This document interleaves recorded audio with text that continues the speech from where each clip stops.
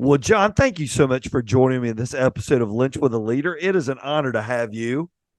Well, thank you so much. I'm so excited to be here with you, and appreciate the opportunity to get on here and talk with you. Well, it's fun to sit down with friends. I mean, you and I have known each other Absolutely, a long long time. time. Long before you wrote this book we're going to talk about today. We knew each other when we just got out of studying books. So Yes, we've that's got right. we've got a track record. You love leadership. Ever since I've known you, leadership's always been a bent for you. Is that something new, or does that go way back in your story? It's funny. I thought it was something new when I got in the profession of law enforcement back in late '01. That was never on my radar. Felt like that's what God was calling me to do. Wanted to get in and serve in that way. It was always a passion of mine, even through high school. And then some opportunities came along the way to where I started, finding myself in leadership roles. But as I look back now, and as I've kind of been trying to think about purpose over the years and kind of where God's brought me, I look back and my senior year in high school, I was president of a fellowship of Christian athletes and some other roles like that. And I've realized now that maybe that was on my mind or was something I connected with or enjoyed more than I realized. So my initial answer was no, this is still fairly new to me. But then I look back in my past, and I think God was maybe already kind of preparing me for that, even all the way back in middle school and high school. This law enforcement journey that you're on now and have had quite a career in it. Did you see yourself going in law enforcement? Did you see yourself as that's my pathway and that's the way I'm going to go? How did all that come about? Yeah, in high school, I had an interest in it. Definitely in college, that's where my undergrad was in criminal justice. I actually was thinking like feds, going FBI, that kind of thing. But I was definitely of the mindset that was something I wanted to try to do. I started a little bit later in life than some do with some different roads I took. But ultimately, yeah, since high school, that was kind of something I wanted to do. I had an uncle who was a sheriff in Carroll County back in the '70s, and a lot of folks in law enforcement will tell you family members kind of impact their desire to get in, and I think that's where mine started. And my dad was in the military, so just always kind of had that service oriented, at least mindset. It was just something that interested me. So I was kind of on my mind since high school. Your faith is a big part of your journey. Is that a tough balance of balancing your faith with this rugged toughness that you've got to have to do what you and all your friends do? Is that how do you balance your faith and the justice piece of living out, the law enforcement side of it? How do you do that? Yeah, it is tough in some ways. I think when you look at it from the perspective of good versus evil, and that may be fairly simplistic, but that really is kind of what it is all about.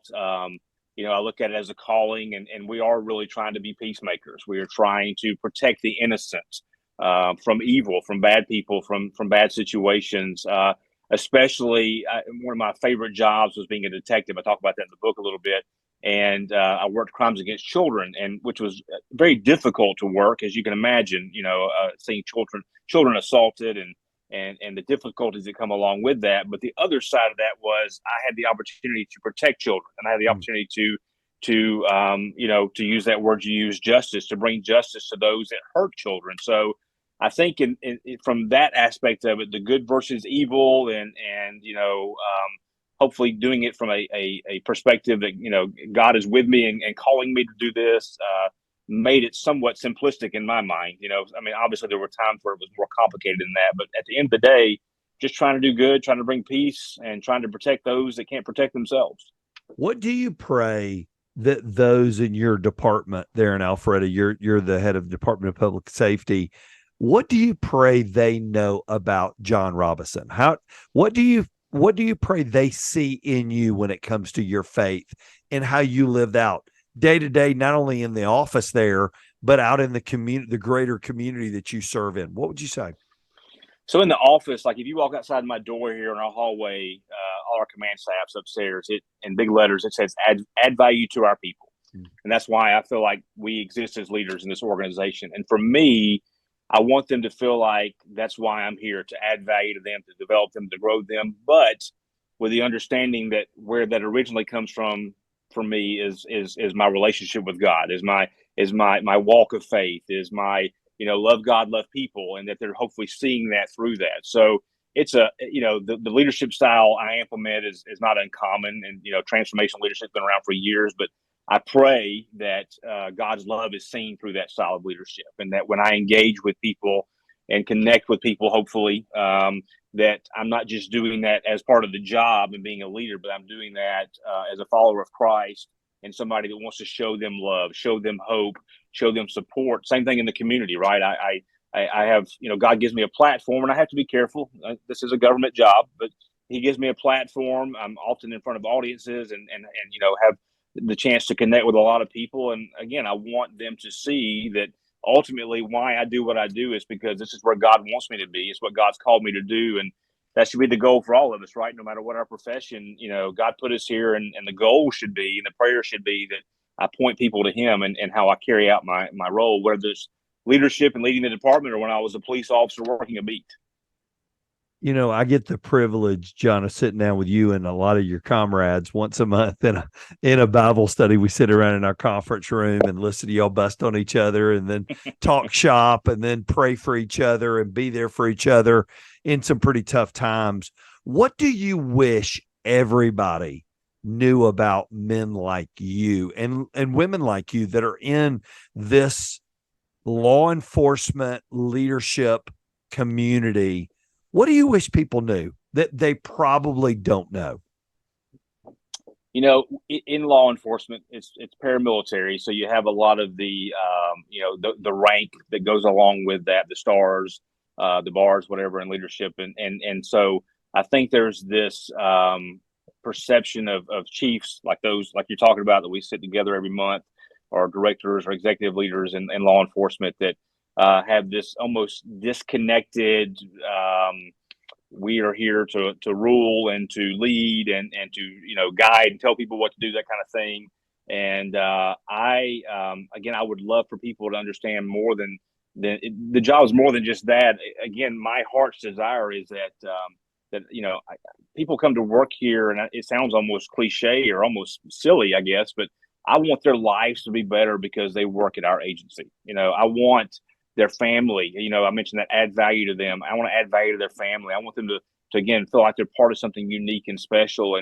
And so you have the day-to-day job of leading, which we all know the challenges with that, but then you have the heart part that I really do care, and that group of men around that table, we all do. We all share that care because, again, it's a God's love that He's put into our heart, and that's where we're maybe different than some others in that. And so you put all that together, and to use one of my majors phrases I like to share a lot, it's emotional labor. It really is, and I've always remembered that, and it's so true. And so I think that people look at it as the title, the prestige, things like that, but I don't want it to be just about that. I don't, that's a part of it, but I want it to be about John Robison, the person, and again the hopefully the person that's sharing God's love and taking care of the people he gets the opportunity to work with in the department and also in the community.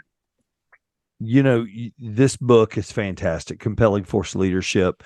You had sent me in advance a few months back, and I know it does your heart proud to see the finished product. You're a busy guy. You got a lot on your plate. You have a long commute. What drove you to wanting to do this? You got a full-time job, you got to wear multi hats there in that role. What drove you to want to take your philosophy of leadership and get it down on paper? That's a great question. I want to tell you that I had this great epiphany. As you know, I teach a good bit on the side. I teach through my job, but also I have a side business I work with where I get to go teach leadership all over the country. I'm leaving tomorrow for a couple of days in Boston for a big event. And I love that. I love teaching. And I begin to see that, again, transformational leadership, which has been around since the 60s and 70s, that's how I'm wired. That I believe that's the best way to lead, build culture. As I began to teach that with all these groups of leaders that I've taught over the years, I saw the connection. I saw the, yes, this is what we want, and kind of a yearning for that in their own agencies and departments. And so as I started thinking about that, I thought, how cool would it be to kind of write that down? I started with a blog a couple of years ago, played with that a little bit, didn't get much traction, but it kind of started playing into place, if you will, of like the 3 P's of leadership, people, purpose, and passion, and the compelling force, that definition of influence, and the importance of influence. And it all just kind of came together. And I was like, this sounds like a book. I'm like you. I love reading leadership books. I've read many of them. And I was like, this sounds like this could be a book. And so I just sat down one day and just started typing, and it just kind of flowed. I'd never done it before, did a little research on how to write a book and get some ideas. And but at the end of the day, I just kind of threw it out there. And then I sent it to people, like the first 3 or 4 chapters, to you and a couple other people that I value the opinion, and knowing you read a lot of books, and like, hey, should I keep going? Be honest, is this garbage? Just stop. This is not your thing, which is fine. I don't want to waste my everybody time. would go, it's garbage. Stop. Don't do it anymore. And everybody was like, no, you're good. This is tracking. And so, with the next several months, I just kind of knocked it out, and my kids are grown. And so it's just me and my wife, Lori, and she's extremely supportive of it, was very helpful in a lot of the process. And so I just kind of said, let's do it and see what happens. You talk about influence, and that definition of influence, the capacity or power of persons or things to be a compelling force on or produce effects on the actions, behaviors, opinions, etc. of others. When you're in leadership, you get the opportunity to be an influence, and you spend some time right at the beginning of the book talking about the difference between a boss and a leader. And I think the easiest seat is to sit in as the positional authority boss. Mm-hmm. What's the biggest difference of a compelling force leader than just a boss? What would you say? Yeah, so I kind of talk about it, and you look at the leadership role in 2 different roles. You either lead, through authority. Yes, as chief, when Alpharetta hired me to come in as director of public safety, they gave me authority to run this department, to the authority to oversee 250 plus employees, and that there is automatically a mechanism there where people are going to follow me because of that authority. But I also like to correlate it with Maxwell's 5 levels of leadership. It's that first level is people follow you because they have to. That's fine. We all start there. Any leadership role we get in, if people want to keep their job and keep their good standing, they're going to follow you because they have to. But you don't want to stay in that position. That's not being a leader. That's being a boss. You want to go to that next level, number 2, that Maxwell says, where people follow you because they want to. And that's where the influence comes in. If through my career as a leader, I only rely on my authority as a boss, I'm going to get the bare minimum out of my folks. But if I'm doing it through influence, and again, through adding value to them, and through that compelling force leadership that we talk about in the book, they're going to be more apt to be purpose driven. They're going to be more apt to be on board with what we're trying to do, create buy-in. And so it's a win-win. It's a win for me as a leader, having employees that are working at a much higher level, but it's a win for them because they feel like they're valued. They feel like they're part of something that matters. I love the phrase, they're playing for something bigger than themselves. And that's the difference between influence and utilizing that pathway of leadership versus I'm just the boss, and especially in this profession, it's been pretty popular over the years. I'm the boss, I'm the chief, you do what I say and just do it and don't question it, right? And that falls from the military background, which there are times where we have to do that, obviously. But day in and day out, we're going to do much better. We're going to build a much more dynamic and healthy culture. We're going to build greater leaders ourselves and develop people through influential leadership versus just through autocratic and power-based leadership. We all know that, but yet we want to lean into that autocratic positional authority. Why? Why do we want to lean back into that? Even though we know it's not the best play. We know transformation's the best thing. Transformational leadership's the best thing. Why do you think we lean in the transaction and just do what I say? Why do you think that is?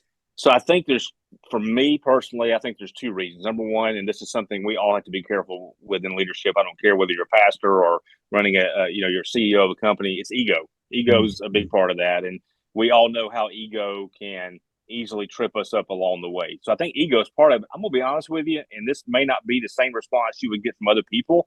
It's easier. Yeah. It's easier for me just to tell people what to do and then expect them to go do it. The transformational approach, the trying to create a team environment, getting input, communicating well down the chain and up the chain, creating value for our people, all the things that we talk about, it's hard work. And much more emotional labor, and there's much more involved in that. Whereas I can just fire and forget as an autocratic leader, all right, you go take care of this, whether it's the best thing to do or not, whether it's the most effective way to handle whatever it is we're handling or not. It's easier for me just to tell you what to do and do it. So I think ego is part of it sometimes, and I do think it's just the easier way to do it. And honestly, a lot of us have been raised under leaders that acted that way, and that's kind of all we know. And so a lot of autocratic leaders worked under autocratic leaders, and they don't really know anything different. I totally agree with you. And I think I think there's an inherent part of people that just expect it. And so it's easy to slide in that role because that's what's expected, but that's not going to be leadership that lasts. And what I love about the book, John, is you really did a great job. You're a big reader, you're a big learner. So it's not just your thoughts on this. You were able to really combine a lot of different thought leaders, sort of like our first book we went through, Spiritual Leadership by Blackaby. I mean, there's a lot of history in this. There's a lot of just external things outside the law enforcement community where you hit into it and you talk about adding value to people. That's a phrase. And you use this quote, and I thought this was so good. As you move up the leadership ladder, your perspective will change, as will your responsibilities. However, transformational leaders continue to ensure their people are their number one priority, regardless of their position. You've been in the role you're in now for a while. How do you continue to keep people at the forefront of your leadership? It's not easy sometimes, but I hit on this big in the book, and this is one of those things over the years I've learned is vital, that the way you make sure you keep the people in the proper place regarding your, prioritizing them in your leadership role is by engaging with them. You have to connect with them. One of the things I hear when I talk to the classes I teach or hear from other people in the profession about people that move up the chain sometimes is they quote forget where they came from, and listen, it is different, and there are different responsibilities. I talk about the book, the 10,000 foot view versus the 30,000 foot view, and the things that change. But at the end of the day, the way leaders keep their people in front of them is by staying connected to them. A couple of stories I shared in the book, and you're right, I brought a lot of stories in, like about Eisenhower and the day before D-Day, but not just that day, just how he was in general, about how he was always intentional and opportunistic and connecting with his people and going by and talking to the soldiers, and not just, hey, are you ready for tomorrow? But, tell me where you're from, young man. Oh, I'm from Michigan. Oh, I used to go fly fishing there. Tell me about your hometown. And he understood the importance. Now, he was responsible for 150,000 soldiers. He couldn't see every one of those soldiers, but he took advantage and was also intentional in creating opportunities to make sure he got in front of his people. He was a busy man. And, another example I gave was Michael Dowling, who ran the largest healthcare organization in New York during New York State during COVID, 77,000, I believe, employees. And COVID hit. And if you'll remember, New York was especially just off the chain, terrible with all the issues they were having there. And he made it a priority to go to all the facilities, all the hospitals, and meet and see his people. And so I think we lose sight of that. We get busy with our chief or our leadership jobs sometimes, but the way we keep our people priority is making sure that we engage with them and connect with them as much as possible. What's a simple way you do that is a daily reminder of what it's about? What's a discipline you've put into place? Because you're a very disciplined guy. What's a discipline you've put in place to make sure that stays forefront for you?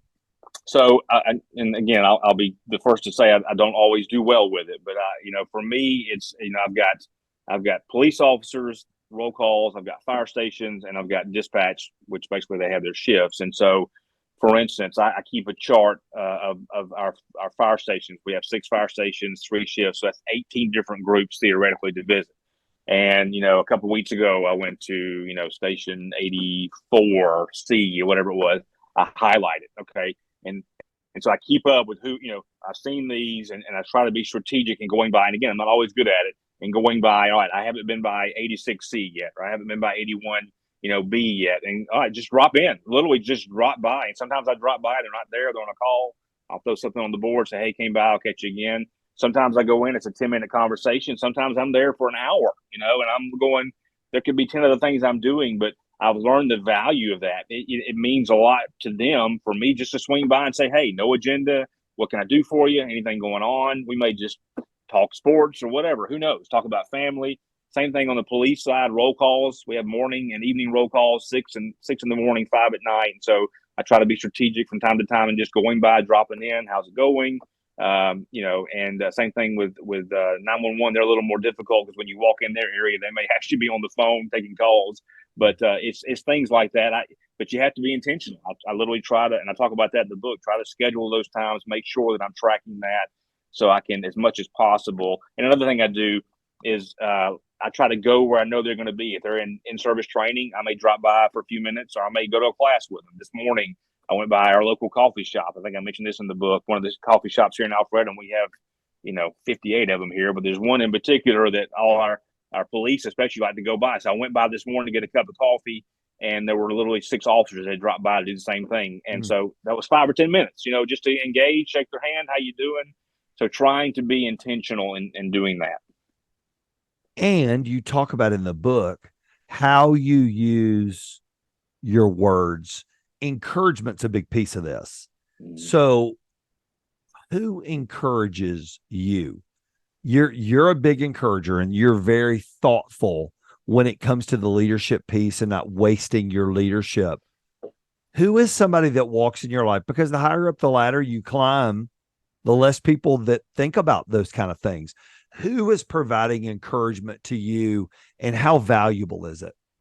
It's funny that here internally in the organization, there's just a handful, and they may be, at the lieutenant level or even officer level, but folks that just will come by and say, hey, you're always checking on us. How are you doing? And that goes a long way. That means a lot to me.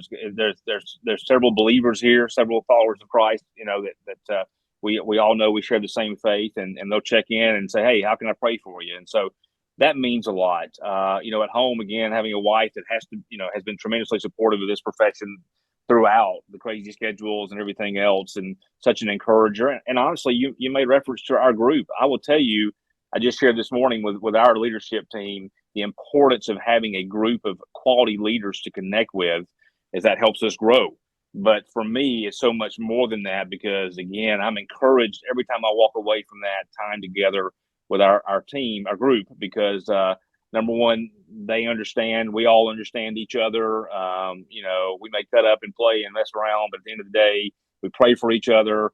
We appreciate the journey of being a leader, but trying to do so as a Christian leader, and showing God's love. And I get greatly encouraged by that as well. It's so funny, you get a group together like that, and you're like, well, it must be something in the lesson that was shared. And normally the takeaway for everybody is never on a sheet of paper. It's an offhanded comment that somebody made in the moment where the Holy Spirit was driving their lives. And you're like, okay, that was what I needed. That was, but if you don't have environments like that, if you don't expose yourself, what would happen to you as a leader if you got discouraged? Because we all do, but you stayed discouraged. How would that affect you trying to be a compelling force leader and influence others the way you want to? I think in the long run, again, I'll use that third P. That's the passion part, right? Yep. And if you're in a constant state of discouragement, and you're right, there are times where, I mentioned in the book, I think one of the days I was writing, I was like, what in the world am I doing writing this book? This is not a good day. It was one of those bad days, and like, who am I to talk about leadership? I was discouraged. I still remember that day very specifically at my dining room table. But yeah, if we stay in that state of mind, I'm not going to have that passion that I need to be hopefully igniting the passion of our people. Contagion, emotional contagion, something I mentioned in the book. It talks about how my emotional state does have an impact on others and vice versa, right? And so I understand that part of my role especially is I need to bring that positive energy, that positive perspective as much as possible. But, I get discouraged, and I have really bad days, bad weeks, whatever.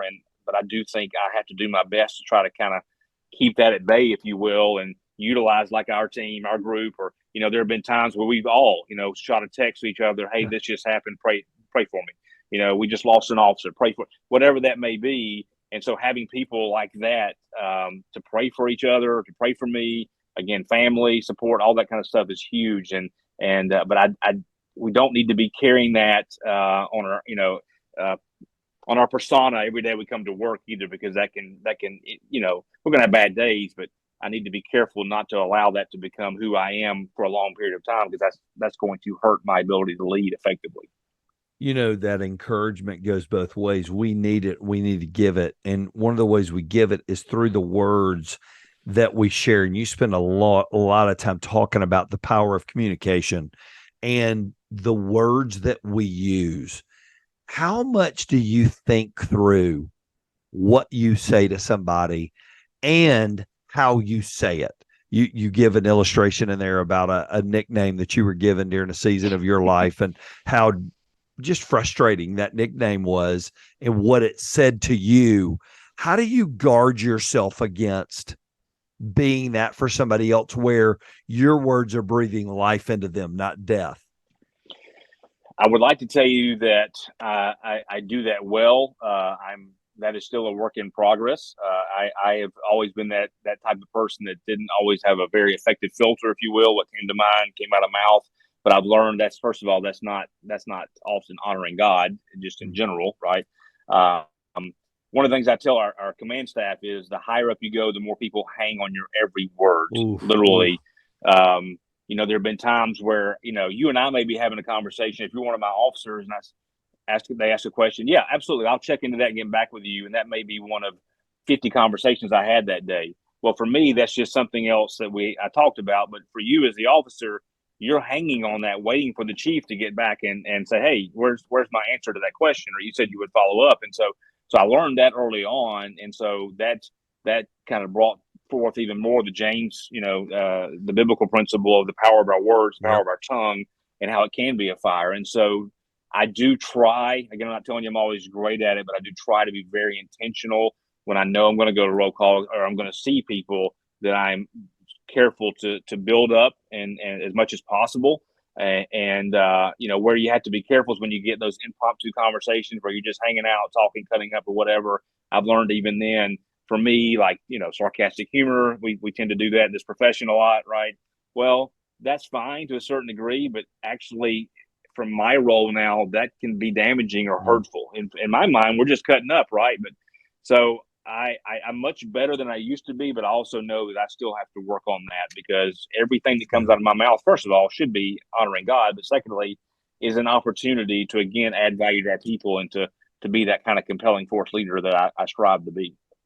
You talk about people and you talk about purpose as one of your P's.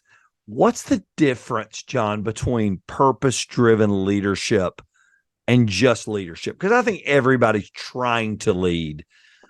How does being a purpose-driven leader differentiate you or people leading like that from others? I feel like, at least for me personally, if you don't have a purpose, if you come to work and you're not driven by a purpose, a lot of times when you come to work, you are being more reactive, and we all have to come in and put out fires.